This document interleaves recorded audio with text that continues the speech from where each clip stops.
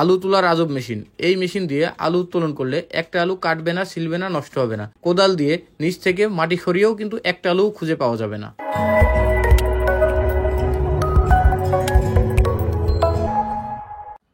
আসসালামু আলাইকুম, সকলকে আন্তরিকভাবে ধন্যবাদ জনতা ইঞ্জিনিয়ারের পক্ষ থেকে। আশা করি সকলে ভালো আছেন। দর্শক, আপনারা সকলেই জানেন আমরা আপনাদের মাঝে বিভিন্ন সময় বিভিন্ন ধরনের কৃষি যন্ত্রপাতি নিয়ে ভিডিও দিয়ে থাকি। আজকে যে মেশিনটা দেখছেন এটা কিন্তু আলু তোলা মেশিন। এটা বাংলাদেশ কৃষি গবেষণা ইনস্টিটিউটের একটা মডেল। এক কথায় বাড়ি আলু উত্তোলন যন্ত্র। আপনারা জানেন বাংলাদেশে কিন্তু প্রচুর পরিমাণ আলু উৎপাদন হয়। এই আলুগুলো মাঠ থেকে তুলতে কিন্তু অনেক কষ্ট হয়।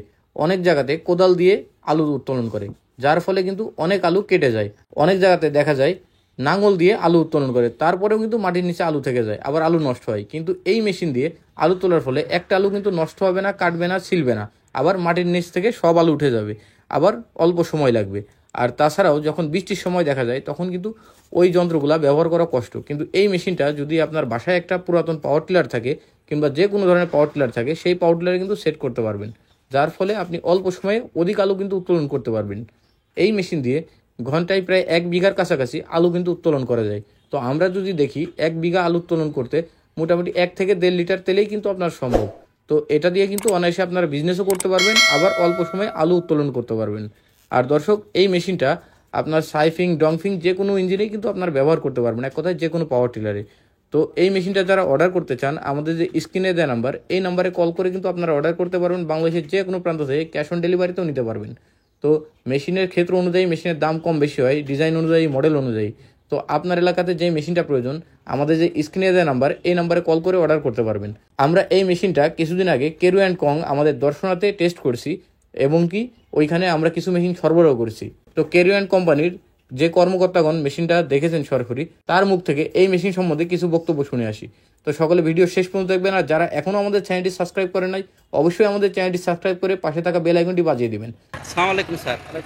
আজকে যে আলু তোলা মেশিন দিয়ে আমরা যে আলু তুলতেছি, এখানে ফিল্ড ডেমনস্ট্রেশন হচ্ছে, আপনার মতামত কি যে এই মেশিন দিয়ে তুললে আপনাদের কতটুকু সাশ্রয় হবে, মানে খামারিদের কতটুকু সাশ্রয় হবে একটু বলবেন প্লিজ।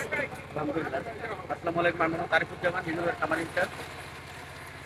আমরা তো প্রযুক্তি আনতে হবে, আমাদের যে কোনো প্রযুক্তি আনতে হবে। লেবার খরচ তো অবশ্যই কমবে। যখন আমরা না ছিল, এই মেশিন যখন ছিল তখন লাঙ্গল দিতাম। লাঙ্গল দিলে অনেক আলু নষ্ট হয়ে যেত, গরু মারা লাগতো অথবা মাটি থাকতো, অনেক অপচয় হইতো। আবার আবার আমাদের কালটিতে আলু খাইতে হইতো। তো সব মিলে এখন তার নিচে আমরা পাচ্ছি না। আমরা পরীক্ষা করলাম, অনেকবার দেখলাম, তো ভালো লাগছে, জিনিসটা খুব ভালো লাগছে। তো ইনশাল্লাহ চলবে। আপনার কি লেবার খরচ কমবে? অবশ্যই কমবে।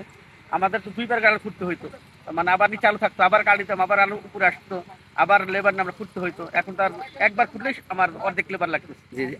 আগে তো আপনারা হলো সম্ভবত লাঙ্গল দিয়ে তুলতেন, তো সেই ক্ষেত্রে আপনার আলু কাটা সেটা মানে সেই ক্ষেত্রে ড্যামেজ মানে কি পরিমাণে হইতো, আর এখন কেমন মনে হচ্ছে? হয়তো গরুর পাড়া পড়লে পারে নষ্ট হয়ে যাইতো, অনেক আছে। তারপরে লাঙ্গলের ফাল লাগতো, ফাল লাগার কারণে অনেক নষ্ট হইতো। তখন মোটামুটি অনেকটাই ভালো লাগছে, আমাদের প্রযুক্তিটা ভালো মনে হচ্ছে।